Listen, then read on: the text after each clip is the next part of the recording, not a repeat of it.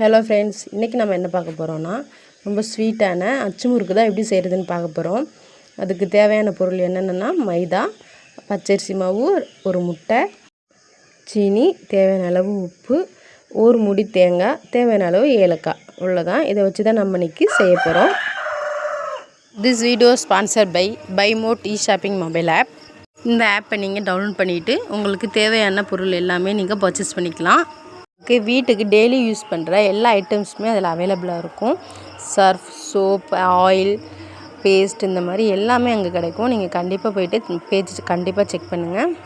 என்னென்ன பிராண்டில் வேணுமோ அந்த பிராண்ட் எல்லாமே அங்கே அவைலபிளாக இருக்கும். ஸோ கண்டிப்பாக செக் பண்ணி பாருங்கள். 2 கப் மைதா மாவு எடுத்திருக்கேன். அதில் 1 கப் அளவுக்கு பச்சரிசி மாவு, சுகர் நான் 3/4 கப் அளவு எடுத்திருக்கேன். அதை அதோட ஒரு 4 ஏலக்காய் சேர்த்து நம்ம பவுடர் ஆக்கிக்கலாம்.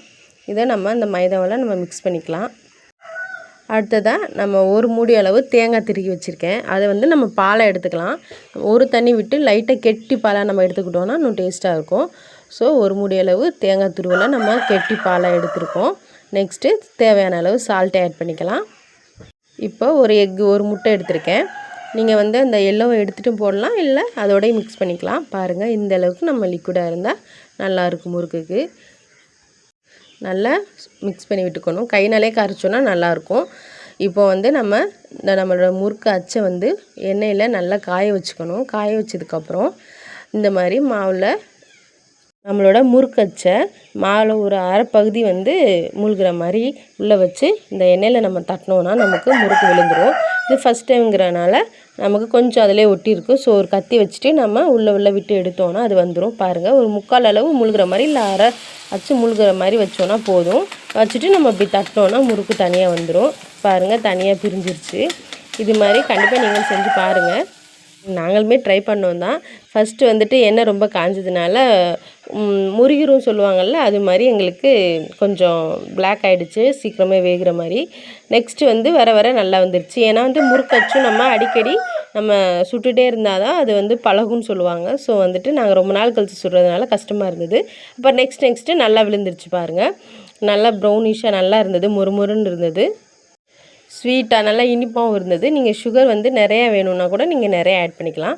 பாருங்கள், நமக்கு தட்டினோடனே அழகாக விழுந்துடுச்சு. நம்ம சிம்மில் வச்சு பண்ணோன்னா நமக்கு ரொம்ப ப்ரௌன் ஆகாமல் நார்மலாக இருக்கும். பாருங்கள், நல்லா வந்திருக்கு. மோஸ்ட்லி நம்ம கடையில் தான் வாங்கி சாப்பிடுவோம் அச்சு முறுக்கெல்லாம். இருந்தாலும் நம்ம வீட்டில் ட்ரை பண்ணோன்னா அது ஒரு எக்ஸ்பீரியன்ஸாகவும் இருக்கும், நமக்கு சாப்பிட்ட மாதிரியும் இருக்கும், நம்ம கையால் செஞ்சு சாப்பிட்ட மாதிரியும். ஸோ நல்லா வந்துச்சு. ஃபஸ்ட் டைம் எங்களுக்கு கொஞ்சம் ப்ரௌன் கலர்லாம் ரொம்ப இதாக வந்தது. நெக்ஸ்ட்டு நல்லா வந்துருச்சு. ஸோ நம்ம சுட தான் நல்லாயிருக்கும். அந்த பாதி அளவு 3/4 அளவு அந்த அளவு மட்டும் நம்ம மூழ்கி எடுத்தோன்னா போதும். முழுசாக நம்ம மூழ்கிட்டோன்னா அங்கே முறுக்கு வெளியில் வராது. ஸோ நல்லா தட்டி எடுத்தோன்னா அது தானாக கீழே விழுந்துடுது. பாருங்கள், நம்ம எண்ணெயும் நார்மலாக காஞ்சிருக்கணும், காயாமல் இருந்தால் கீழே விழுகாது. தட்டும்போது அழகாக விழுந்துடுது. ஸ்பீடில் வச்சோன்னா அது கருகின மாதிரி ஆகிடுது, ரொம்ப ப்ரௌனாக. ஸோ சிம்லேயே வச்சு தான் நாங்கள் பண்ணோம். ஓரளவு நல்லா அதோட உருவங்கள்லாம் ரொம்ப மாறி இருந்தது. ஷேப்லாம் ரொம்ப டிஃப்ரெண்ட்டாக இருந்தது. பாருங்கள் எவ்வளோ சவுண்டுன்னு. பார்க்குறதுக்கு ஒரு மாதிரி இருந்தாலும் டேஸ்ட்டு ரொம்ப ஸ்வீட்டாக இருந்துச்சு. நம்ம ஏலக்காய் அந்த ஃப்ளேவரு எல்லாமே ரொம்ப நல்லா இருந்தது வாசமாக.